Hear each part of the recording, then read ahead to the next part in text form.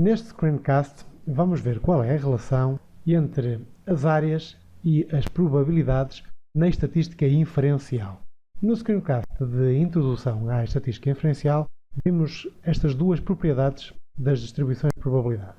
A primeira é que a área total sob a curva de densidade tinha que totalizar 1, não ultrapassava esse valor.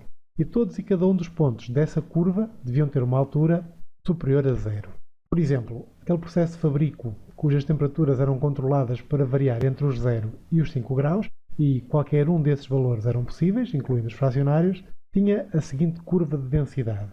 Neste caso tratava-se da distribuição uniforme, porque qualquer temperatura entre os 0 e os 5 podia acontecer durante o processo de fabrico, e, sabendo nós que a área do retângulo é dado pelo produto da altura pelo comprimento, se nós sabemos que isso tem que ser igual a 1, e se temos no comprimento 5 menos 0, que dá igual a 5, sabemos que a altura tem que ser igual a 0,2. É a única maneira de o total dar 1. 0,2 vezes 5 é igual a 1. A partir daí, podemos calcular probabilidades, como por exemplo, qual é que é a probabilidade do processo de fabrico variar entre 1 e 4 graus. Volta-se a aplicar a fórmula da altura pelo comprimento, e neste caso, a altura são 0,2 e o comprimento 4 menos 1, que dá 3, e 3 vezes 0,2 dá 0,6. Com uma distribuição uniforme, como é o caso desta, é relativamente fácil calcular essas áreas da curva de densidade. O mesmo já não se passa na curva normal, na distribuição normal, o que obriga a usar um computador ou uma calculadora para se conseguir calcular essas áreas. Mas existe também uma regra prática, que é chamada regra dos 68, 95, 99, e que diz o seguinte: cerca de 68% de todos os valores dessa distribuição normal estão a menos de um desvio padrão da média. Sabemos que a média está no centro da distribuição, coincide com o seu pico dessa tal curva, e sabemos que 68% da área desta curva está a uma distância da média de um desvio padrão para a direita, portanto para o sentido positivo, e um desvio padrão para a esquerda, para o sentido negativo. Sabemos também que 95% de todos os valores estão a menos de 2 desvios padrões, portanto estão à volta da média a uma distância que não excede os 2 desvios padrões, que é designado por esta letra grega sigma. E finalmente os 99, que na realidade são 99,7, que é quase todos os valores, portanto 99,7% de todos os valores da distribuição estão a menos a uma distância de 3 desvios padrões, quer seja para a direita, quer seja para a esquerda. Portanto, esta regra prática já nos permite ter uma ideia das probabilidades debaixo dessa tal área ou dessa tal curva. Por isso é que podemos, por exemplo, regressar àquele exemplo do peso dos bebés de 1 ano, que seguia uma distribuição normal com uma média de 10 kg e um desvio padrão de 1 kg, e podemos questionar, mas qual é a probabilidade de um bebé só pesar 8 kg ao fim de 1 ano, quando a média seriam os tais 10.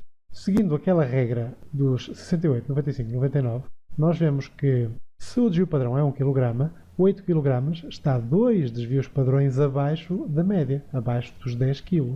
E então, se nós sabemos que 95% de todos os valores estão a uma distância de menos de 2 desvios padrões, quer dizer que o que falta para os 100% são 5%, que terão que estar simetricamente 2,5% do lado direito, na cauda direita, e os outros 2,5% na cauda esquerda da curva normal. Logo, a probabilidade de um bebê ao fim de 1 ano ter menos do que 8 kg, então 8 kg no máximo, é tão remota quanto 2,5%. Está abaixo dos tais 2 desvios padrões à esquerda da média. Isto, o conhecimento destas áreas e da correspondência com as probabilidades, permitiu-nos chegar a essa conclusão. Além disso, outras características dessa curva, o facto dela ser simétrica, significa que nós sabemos que a metade à direita da média corresponde a 50% dos valores, ou 0,5 em termos de probabilidade, e a metade da curva à esquerda da média corresponde à outra metade, aos 0,5 da probabilidade também.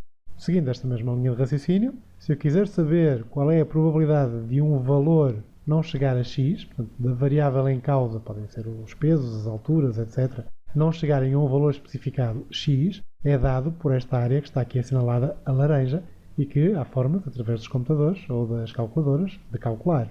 E o mesmo se passa em relação à probabilidade de uma determinada variável aleatória ser maior do que um valor especificado x.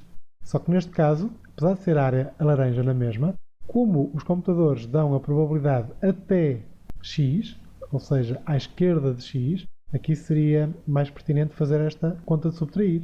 Portanto, a probabilidade que está debaixo da curva é 100%, ou 1. Se eu quero saber esta parte, a laranja aqui, tenho que subtrair a probabilidade total ao resto da área branca, até o qual o computador permite obter as probabilidades, como vamos ver já com um exemplo. Por exemplo, sabe-se que a duração da gravidez segue uma distribuição normal, já foi estudado, com uma média de 268 dias e um desvio padrão de 15 dias. E, definindo-se como prematuro um bebê que nasça 3 semanas antes do termo, ou mais cedo do que isso, qual é que é a percentagem de bebés que se espera que nasçam prematuramente? Reparem que isto é importante saber porque uma maternidade, um hospital, sabendo este valor, pode preparar os seus equipamentos, adquirir as máquinas necessárias para dar o suporte a esses bebés prematuros. Neste caso, a resposta seria, se ele estiver abaixo da média, que são 268 dias, 21 dias, que são as tais 3 semanas, 3 vezes 7, quer dizer que se o bebê nascer com 247 dias ou menos, ele é considerado prematuro.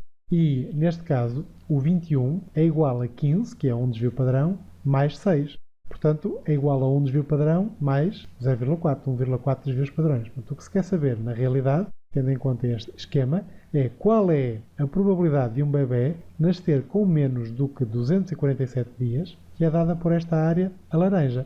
E recorrendo a um computador, nomeadamente ao programa SPSS, nós podemos obter a probabilidade de o valor de x ser menor que os tais 247 dias. Para isso, só temos que executar esta função que está aqui já escrita e que significa Cumulative Distribution Function, neste caso da normal ou gaussiana, é a função da distribuição acumulada, que dá os valores acumulados até ao valor de x, que neste caso é 247, e que vamos passar a calcular no SPSS. Abri um SPSS vazio e vou começar por definir uma variável, chamar var, só para ter algo para agora poder calcular aquela função. O que se faz no menu Transform Compute Variable, fazer uma computação. Eu vou chamar, por exemplo, teste a esta nova variável e vou dizer que a sua expressão numérica é uma função essa que está aqui, CDF, Cumulative Distribution Function, e agora terei que procurar aqui a correspondente à normal, porque existem aqui várias funções, cá está. Esta aqui, que se chama CDF.normal, tem como argumentos a quantidade, que é o valor de x, a média e o desvio padrão daquela distribuição normal. Neste caso, nós queremos obter a quantidade para 247, é o valor específico de x. O segundo argumento são 268 dias, que é a média, e o desvio padrão são 15.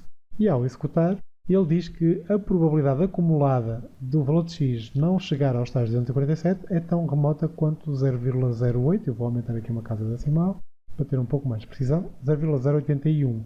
Ou seja, 0,081, que é o correspondente, multiplicando isto por 100, passando a vírgula duas casas para a direita, a 8,1%. Daí que um responsável de um hospital sabe que cerca de 8 em cada 100 bebés têm probabilidade de nascer prematuramente. Logo, um hospital que tenha, vamos supor, 1000 partos por mês, sabe que tem que ter um conjunto de máquinas que lhe permitam dar suporte a 8% ou 80 bebés durante esse mês. E poderia fazer essa previsão com dados reais, com dados cientificamente válidos.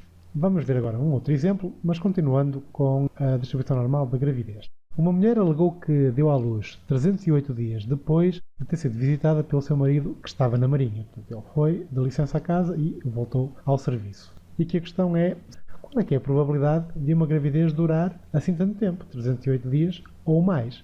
Neste caso, o que se pretende é saber se esses 308, em comparação com a média, que são 268, ou seja, 40 dias a mais do que a média, se é normal, qual é a probabilidade disso acontecer. E neste caso, o 40, desmembrando no número de desvios padrões, dará 15 mais 15, que são 2 desvios padrões, mais 10. 15 mais 15, 30, mais 10, 40. Ou seja, isto é o equivalente a estar 2,67 desvios padrões à direita da média. Temos aqui a média, 268, um desvio padrão, que é mais 15, outro desvio padrão, que é outros mais 15, portanto mais 30, e depois mais 10. E o que se quer saber é qual é a probabilidade desta área aqui, a laranja na curva, que parece ser muito remota, mas para o calcular, o que é que teremos que fazer? Portanto, a probabilidade de o valor de x ser maior do que 308 é igual à área total debaixo da curva, que é 1, menos a probabilidade desde o início até aos 308, que é o que dá esta Cumulative Distribution Function.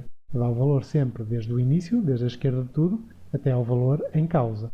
Então, voltando ao SPSS, eu vou agora calcular exatamente a mesma função, mas para 308, só que se eu deixar ficar assim, ele dá-me a probabilidade de todos os valores desde o início da curva até ao valor 308, portanto vai dar quase 100%, que é esta área aqui a branco, que é quase 100%. Logo, eu tenho que subtrair 1 menos o valor que vai dar essa função. E ao fazê-lo, obtenho este valor de 0,004. Ou seja, a probabilidade daquela mulher realmente ter dado à luz passado 308 dias da visita do seu marido é tão remota quanto 4 em cada 1000. Portanto, 4 em cada 1000 mulheres isso poderá acontecer. Daí que provavelmente o marido tem razões para suspeitar da fidelidade da sua esposa.